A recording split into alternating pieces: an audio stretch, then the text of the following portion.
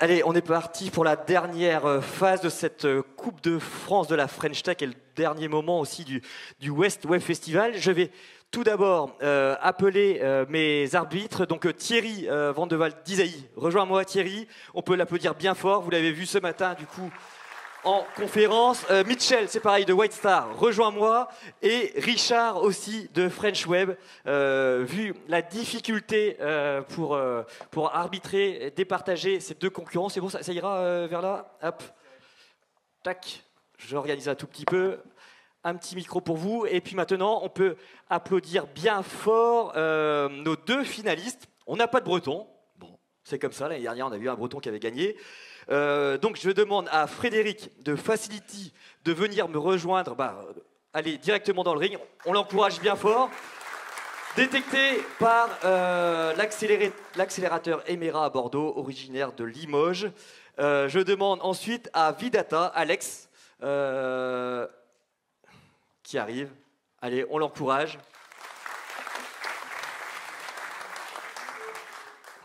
Détecté du coup à Station F, avec Brega. Tiens, je te passe un micro aussi. Merci. Bon, vous connaissez le principe. On ne va pas rediffuser de vidéos. Hein. Vous les avez vues déjà à deux reprises, voire 3 reprises pour ceux qui étaient déjà là hier. On rappelle ce qui a gagné. Une Learning Expedition avec silicon-valley.fr pendant une semaine. 1 an d'abonnement à Conto, 1 an du coup d'abonnement au réseau d'affaires entre startups scale-ups, ainsi que un abonnement, même 2 abonnements, donc tous les 2 déjà vous bénéficiez d'un abonnement à la plateforme Air Affaires, développée du coup par Charles Kabilic et Olivier Bécaud, qui est une très belle plateforme.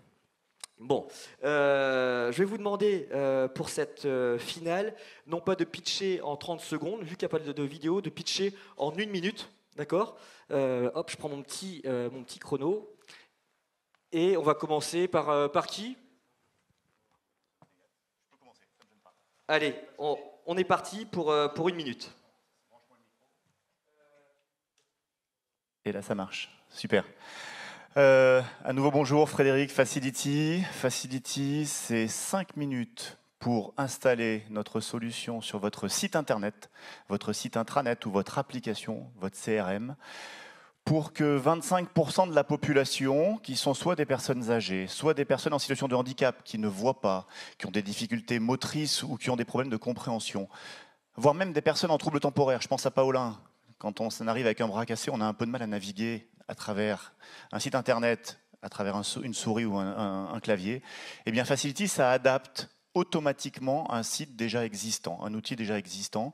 350 000 utilisateurs aujourd'hui. On est présent en France auprès des principaux groupes. On a plus de 500 sites qui sont équipés. Notre modèle économique est super simple. C'est un abonnement qui correspond à 50 000 usages par jour de cette solution-là. Merci. Super, c'est 10 secondes.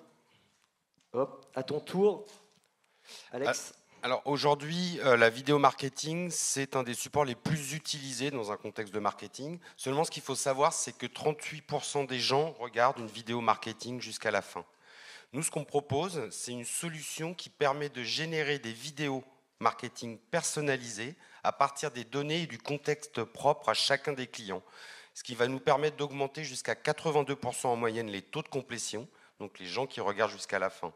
On compte aujourd'hui 48 entreprises du secteur du service, comme des associations du secteur caritatif, qui vont adresser à leurs clients des vidéos personnalisées en fonction de leur contexte, qui vont répondre exactement à leurs enjeux et à leurs attentes, ce qui va permettre, 1, d'améliorer la satisfaction client, 2, de pouvoir obtenir plus de revenus, et 3, c'est tout simplement facile à mettre en place. Ouais, tu l'as cherché celle-là. Ok, non, j'arrête, parce que c'est sérieux, c'est quand même la finale de la Coupe de France de la French Tech, on n'est pas là pour rigoler. Alors, je vais te demander du coup à Thierry, est-ce que tu peux nous donner un premier point vraiment à titre indicatif? Qui as-tu trouvé le meilleur pitcher sur le fond, sur la forme, entre les deux? C'est juste à titre indicatif pour donner une petite tendance au match. À ce stade, moi j'ai trouvé que les 2 pitchs sont hyper convaincants. Est-ce qu'on a le droit de poser une question? À la fin, les questions. Il faut respecter, il y a un règlement qui est écrit. À ce stade, je serais 1 contre 1. Ok, match nul pour l'instant. On enchaîne, donc deuxième partie de la battle. Donc le thème qui a été choisi du coup aléatoirement est la scalabilité. Franck pourra du coup nous chambrer d'un pro infini. On est parti. Alex sur Vidata, la scalabilité en 45 secondes. Comment ça se passe chez Vidata? La scalabilité, en fait, nous, le cœur de notre techno, c'est un moteur de personnalisation de vidéos. Aujourd'hui, on génère pour nos 48 clients environ 690 000 vidéos par mois. Ça se fait de manière parfaitement automatique. Comment ça se passe? 1, je choisis un template de vidéo dans notre catalogue où je le crée moi-même. 2, on branche les flux, je récupère la data, je génère automatiquement la vidéo et mon client l'envoie à son client final. Donc la scalabilité, elle est absolument parfaite dans la mesure où c'est totalement automatisé. Ok, ça marche. Alors, Frédéric.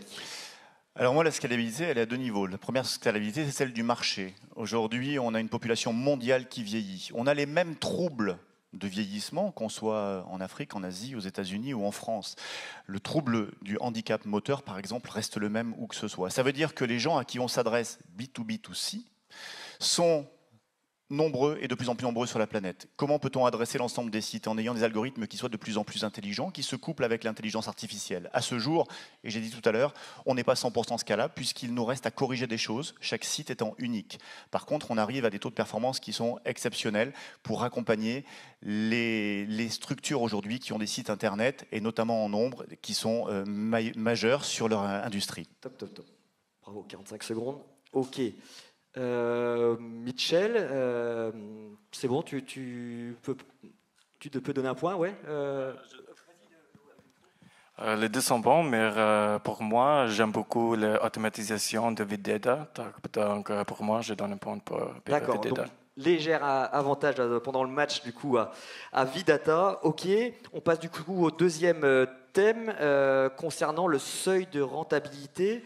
Donc c'est Frédéric sur Facility. Est-ce que tu peux nous parler de chiffres un peu, de seuil de rentabilité pour ta startup? Le seuil de rentabilité est déjà atteint, c'est-à-dire que la société a été créée le 1er avril 2018. Elle est rentable sur son premier exercice. Notre investissement aujourd'hui est principalement lié à l'humain derrière et les technos que l'on va employer. Par contre, notre algorithme, il est super performant. Il a déjà été complètement rentabilisé puisque ce projet a été porté par une entreprise qui est une agence de web que je possède également. Donc ça veut dire qu'on est aujourd'hui à l'équilibre. Seuil de rentabilité aujourd'hui, c'est donc 500 sites internet développés, 300 clients. À chaque fois qu'il y en a un nouveau qui rentre aujourd'hui, eh bien, soit je fais de la R&D complémentaire, soit éventuellement, eh bien, je peux également adresser un public différent. Ok. Alors nous, aujourd'hui, en fait, on a un chiffre d'affaires d'1 550 000, dont 1 million qui est fait en ARR. On est 14 personnes, 14 équivalents temps plein, ce qui fait qu'on dépense environ 600 000 à l'année.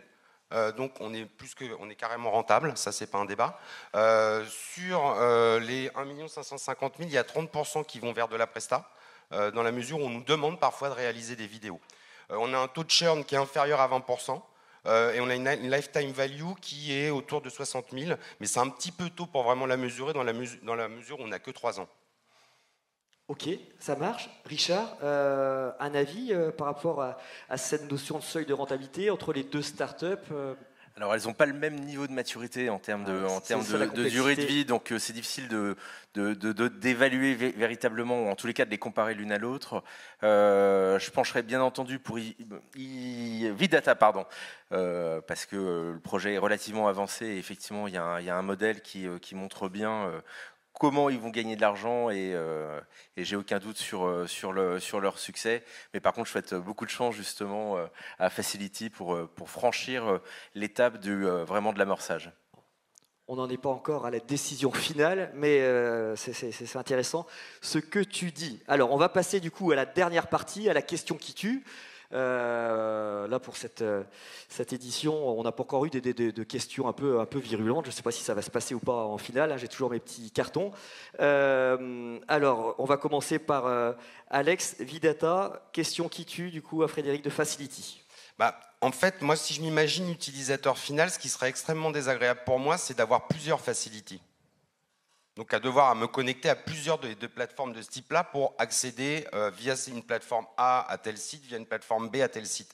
Donc le vrai impact, il va être bon à partir du moment où tu vas rafler la totalité du marché, en national et en international, pardon. Donc quelle est la stratégie d'acquisition de killers que tu as mis en place ? Aujourd'hui, je n'ai pas la prétention de pouvoir manger le marché. Je pense que personne ne l'a. Même si je m'appelais Google, je n'aurais pas cette prétention-là. Donc en fait, c'est relativement simple. Facility, quand on a créé son profil, il vient se storer dans les cookies. C'est un cookies qui vient se storer dans le browser. Pour ceux qui savent ce que c'est le navigateur. Ce qui veut dire que quand on renavigue sur un nouveau site, automatiquement, les choses viennent s'adapter.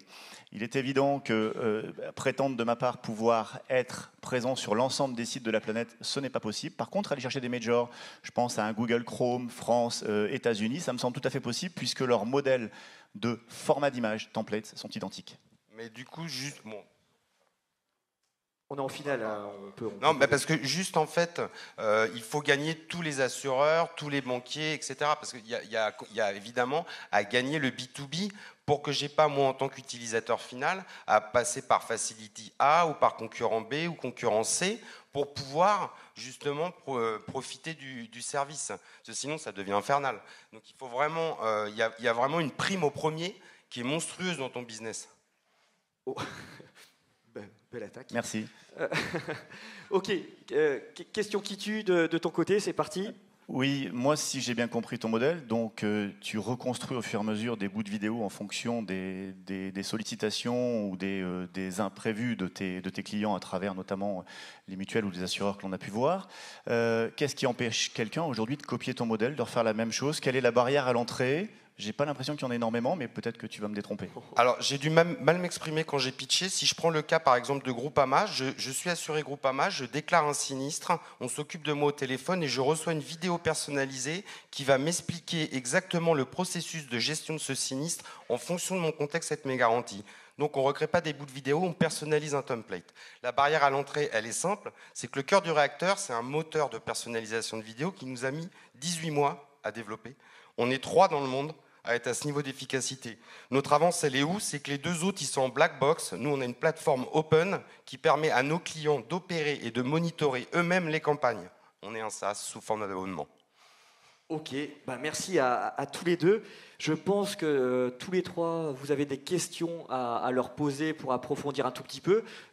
Juste pour information, donc le public a commencé à voter. Hein, n'hésitez pas à voter avec la solution Klaxoon. La tendance côté public, donc il y a un quart des votes qui vont à Vidata. Facility, du coup, remporterait la finale de la Coupe de France de la French Tech. Vous pouvez du coup poser des questions pour approfondir. Thierry, est-ce que tu as une question pour l'un ou l'autre ou Oui, les deux? pour Facility, moi, je poserais la question de la compétition, de l'univers concurrentiel. Et s'il n'y a pas de concurrence, alors que cette problématique existe depuis que le web est né, comment ça se fait que personne n'y a pensé? Alors, il y a aujourd'hui un vrai problème de prise en compte de l'accessibilité au sens large. Il y a une loi en 2005 qui a été créée qui impose que tout soit accessible. On ne se pose pas la question pour un bâtiment aujourd'hui. Les portes sont suffisamment larges. On a des rampes d'accès un peu partout. On se pose encore la question pour le digital. C'est quand même un peu fou. Il y a une nouvelle loi qui a été votée en 2016, qui est la loi de la République numérique, qui va avoir un décret d'application. Donc je pense que les choses vont profondément évoluer. Il n'y a pas d'acteur positionné. Le vrai concurrent que l'on a aujourd'hui, c'est refaire un site complètement pour le rendre accessible à travers une norme d'accessibilité qu'on appelle W3C, RGA en France. C'est la seule chose, mais on ne couvrira pas quand même les troubles cognitifs. Donc oui, on est les seuls à proposer cette solution brevetée en France et dans le monde. Thierry, est-ce que tu as une autre question? Ou Richard, ou Mitchell, par rapport à l'un ou l'autre? N'hésitez, Richard. Alors justement, sur Facility, ta croissance, si j'ai bien compris, elle est organique. Est-ce que tu souhaites continuer justement le développement sur ce modèle de financement ou est-ce que tu vas faire appel justement à des fonds pour passer l'étape suivante? L'intégration d'un fonds à un moment ou à un autre, c'est une véritable question importante pour nous. Ça sera passé à une nouvelle techno, et cette techno-là, on est en train de la déterminer aujourd'hui. Je pense que j'aurai besoin, pour aller chercher cette techno, de fonds, de moyens financiers, pour pouvoir aller sur un nombre de sites beaucoup plus scalable. Donc oui, bien entendu, ça va passer par une levée de fonds à terme. Voilà. Mais aujourd'hui, on arrive à être autonome financièrement. Ok. Ok.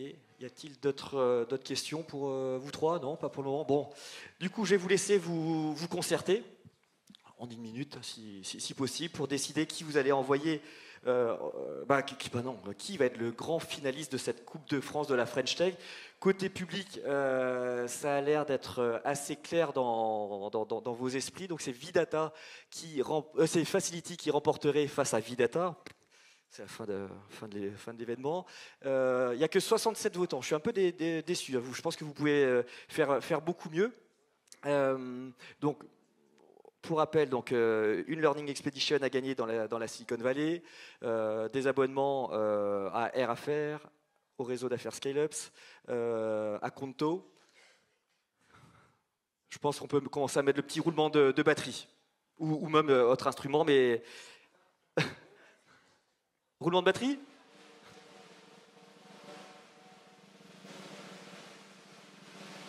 Alors, Thierry, tu vas prendre la parole. Alors, qui gagne cette Coupe de France de la French Tech? Alors, je crois que comme les autres jurys l'ont fait un peu au cours de cette journée, on ne va pas suivre l'avis du public. Et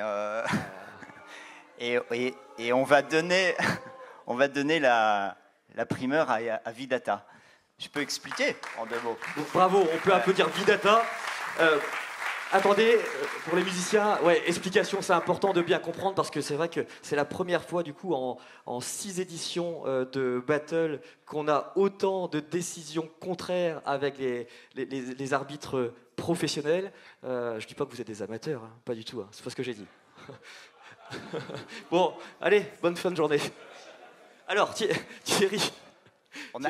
On a essayé d'avoir un raisonnement d'investisseur, et en raisonnement d'investisseur, Vidata, on voit assez bien un cas assez concret, assez immédiat, avec un business qui fait sens, avec une compétition, certes, à mon avis, il y en a quand même pas mal, mais il y a probablement des belles choses à faire. Et sur Famility, il y a... Facility, on se pose la question de savoir comment va évoluer ce business. Est-ce que ça va être peut-être une norme un jour? Est-ce que ça va être alors une norme imposée par les gouvernements? Est-ce que ça va être une norme de type WL3C? Et du coup, tous les sites devront avoir ce type de choses. Donc, on achète complètement l'idée, et je comprends que dans le public, c'est soit ce sujet qui soit porteur, parce que, en effet, ça répond à un besoin qui est évident, qui est sociétal, et s'il n'est pas déjà mis en œuvre dans les sites, ça va l'être bientôt. On a des doutes sur la façon dont on va répondre dans le futur à cette problématique. Alors peut-être que 5 minutes ne suffisaient pas et qu'il aurait fallu se voir plus longtemps. Non, je vous donne rendez-vous dans quelques années. Allez, musique et bravo à tous les deux. On va prendre une petite photo. We are the champions, my friends. And we'll keep on fighting till the end. We are the champions. We are the champions. No time for losers, 'cause we are the champions of the world.